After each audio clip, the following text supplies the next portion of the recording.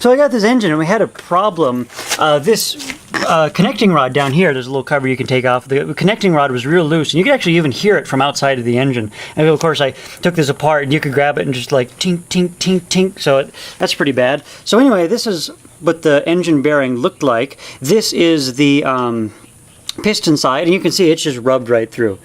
It's just paper thin right up in there, and then the bearing still has a little bit of thickness up here, and then this is the cap here with this bearing on here. This bearing isn't bad.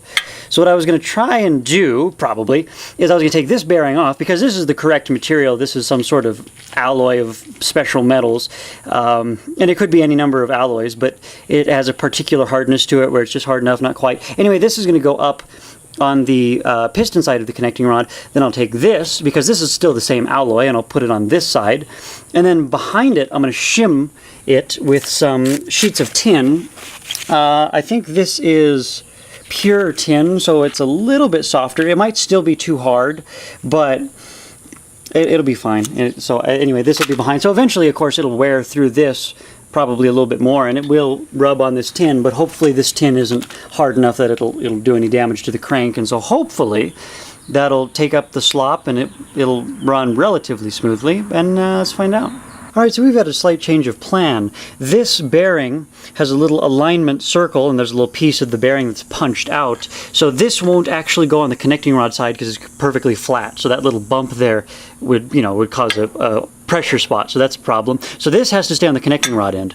Now I have 4 pieces of tin here that we're going to use stacked together as the other bearing. Each of these is 0.08 of an inch, and when you stack them all up and smash them together, it appears to be roughly the same thickness as this one, and of course this one's wore out, so you want almost a hair thicker just to take up some of that slack. So what I'm going to do is I'm going to, so this is going to be, I think, my surface one, so I made sure all of the corners are kind of pointing away, and I've kind of filed the edges, made sure it's all deburred, just so it doesn't scratch and it doesn't do anything to my crankshaft. So I'm going to jam all of those in there and tighten it down. It's probably not going to have any slop because, as you can see, these are all kind of different shapes, so they're going to be springy. So what I'm going to have to do is I'm going to tighten up that connecting rod as far as it'll go. Then I'm going to run the engine for a while, and then I'll check it again and make sure it doesn't have any slop, because the engine running will hopefully smash these so they don't have spring anymore, so that way they're just kind of flattened together, and then we'll be able to tell if 4 of those is thick enough, or if I need to add a 5th one to help. So yeah, we'll check on that, and we'll run it and make sure it's okay. Also, I thought this was interesting. If you look at this bearing, you see those pieces hanging down.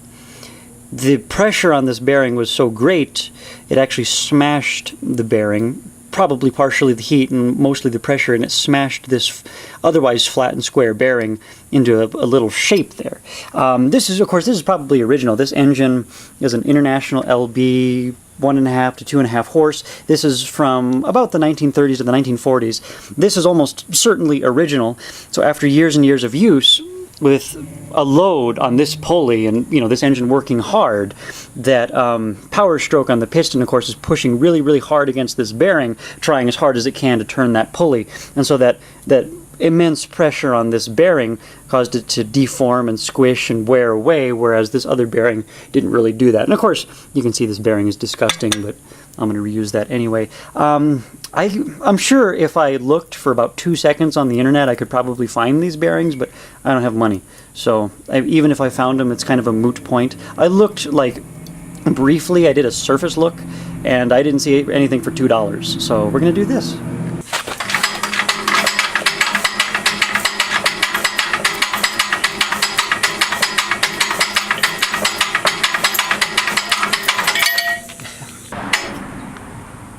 Yeah, this is... Right there was the spark. Oh, really? Okay. Yeah. Can I do that again? Let me reset. Yep. Right there. That's retarded. It's after top dead center by... Oh, shit, that's like a few degrees after top dead center. Yeah, I knew it would have to be timed. Right about there. Okay. Yeah, it's sparking on this little indent. It's right there. There's an indent. Let's see. Right there. Okay. So this is before it sparks. Yes. So these are these half? This is roughly where it sparks. Yeah.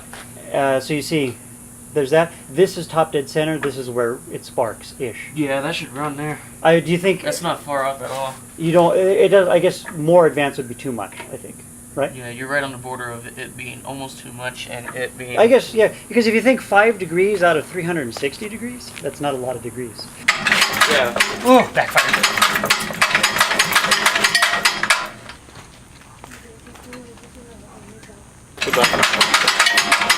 It kicked a little bit.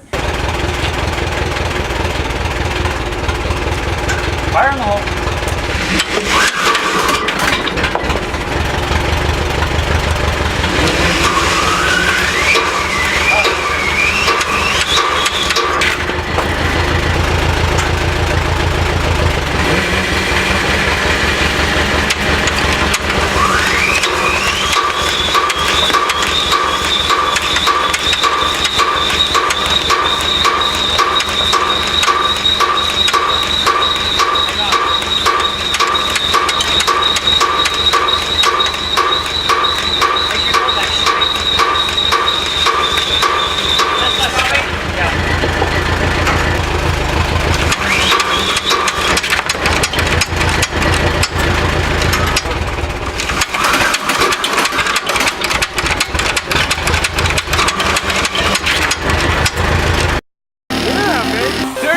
So this is super crazy dangerous.